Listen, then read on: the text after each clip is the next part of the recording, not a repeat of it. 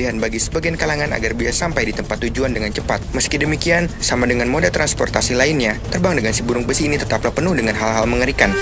Apakah sebuah penerbangan aman? Seorang pilot akan mengatakan semua bagian penerbangan aman. Tapi jika harus mengakui mana yang paling beresiko, pilot akan menjawab bagian take off atau lepas landas. Hal ini disebabkan kondisi pesawat ketika take off cukup berat dan penuh bahan bakar. Kemudian terbang dengan kecepatan yang relatif rendah, bisa terjadi kegagalan mesin dan bisa berakibat fatal. Jika terjadi, maka membutuhkan penanganan yang cepat. Oleh karena itu, simulator kegagalan mesin saat penerbangan selalu dilakukan setiap 6 bulan sampai 1 tahun.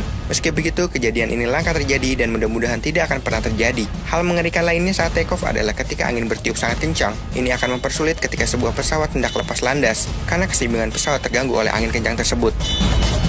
Daratan adalah bagian paling menantang dari setiap penerbangan karena tingkat kesalahan yang terjadi bisa lebih tinggi. Pesawat bisa tetap mendarat dalam kondisi visibilitas yang rendah dan dengan menggunakan autopilot. Jarak pendaratan dan kecepatan juga disesuaikan untuk memastikan pesawat tidak tergelincir. Ada beberapa faktor yang membawa pendaratan pesawat terbang lebih beresiko. Berbeda dengan proses lepas landas yang dimulai dari gerakan lambat yang menjadi semakin cepat, pendaratan justru dimulai dari kecepatan jelajah yang kemudian berangsur melambat. Ditambah lagi dengan adanya gaya tarik bumi terhadap bobot pesawat yang bergerak turun. Dari faktor manusia yang terjadi, perbedaan antara saat lepas landas dengan mendarat. Ketika lepas landas, umumnya pilot dalam kondisi lebih segar sesudah beristirahat. Sebaliknya, ketika pendarat, pilot berada dalam kondisi yang relatif lebih lelah akibat kejenuhan dalam lingkungan penerbangan, sehingga stamina-nya menurun. Dengan demikian juga, kewaspadaan pilot ikut mempengaruhi.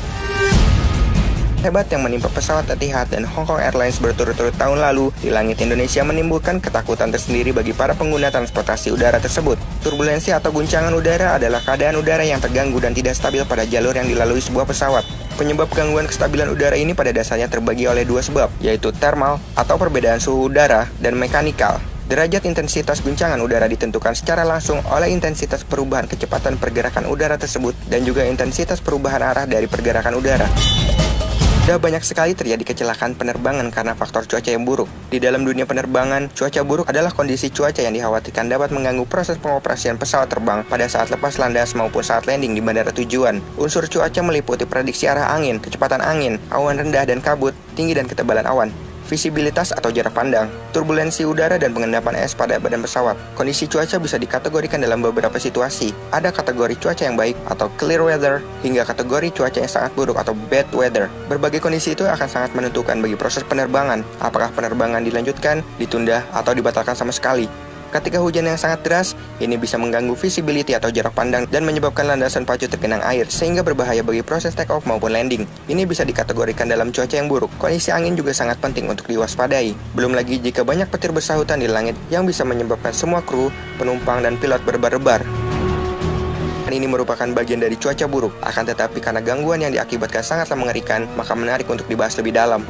Awan ini dinamai cumulonimbus karena mereka berbentuk besar, sesuai dari kata cumulo, yang berarti bengkak, dan nimbus yang berarti badai hujan. Awan badai konon terbentuk saat angin dingin bertemu dengan angin panas, yang mengakibatkan awan hujan ini dapat menghasilkan hujan salju, hujan es, atau bahkan badai. Awan ini terbentuk karena ketidakstabilan atmosfer. Awan-awan ini dapat terbentuk sendiri atau berkelompok. Awan ini membesar secara vertikal, bukan horizontal sehingga bisa berbentuk seperti jamur menjulang. Petir yang berada di jantung awan bisa menimbulkan curah hujan tinggi dan angin kencang. Petir ini biasanya menghilang setelah 20 menit. Namun jika terdapat energi matahari di atmosfer, petir bisa makin banyak dan berlangsung hingga hitungan jam.